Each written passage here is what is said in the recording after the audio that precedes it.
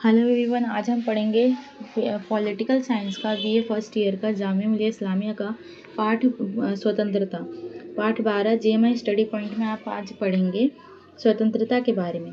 स्वतंत्रता का अर्थ देख लेते हैं। सबसे पहले स्वतंत्रता का जो अर्थ है, स्वतंत्रता के मायने हर व्यक्ति के लिए अलग है। स्वतंत्रता को अंग्रेजी में लिबर्टी कहते हैं, जो लैटिन भाषा के शब्द लिबर से बना है, जिसका अर्थ है मुक्त अर्थात बंधनों से मुक्ति।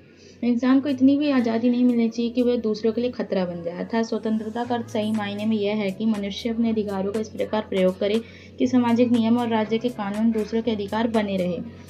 1789 की फ्रांसीसी क्रांति के बारे में अगर मैं कहूँ तो उसमें जो क्रांति हुई थी व्यक्तिगत स्वतंत्रता से लगाया गया, जिसका अर्थ इसलिए तो वो क्रांति हुई थी, लोगों को व्यक्ति को स्वतंत्रता नहीं मिल रही थी। 1789 में मानवाधिकार घोषणा पत्र के अनुसार स्वतंत्रता वो शक्ति है जिसके आधार पर मनुष्य कोई भी ऐसा काम कर सकता है जो दूसरों को हानि ना पहुंचाए। स्वतंत्रता का जो परिभाषा है कुछ विद्वानों ने दी है, जैसे रूसो ने दी है। रूसो कहते हैं स्वतंत्रता का अर्थ उन वस्तुओं के प्रति अनियंत्रित से है जो व्यक्ति को आकर्षित करती है और उन्हें जिन्हें वह प्राप्त कर सकता है।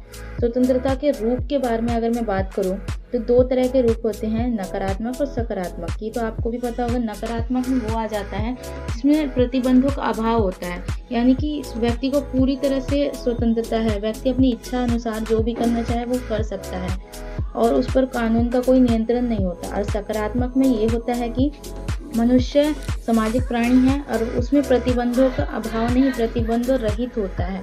स्वतंत्रता जो है प्रतिबंधों के साथ होती है।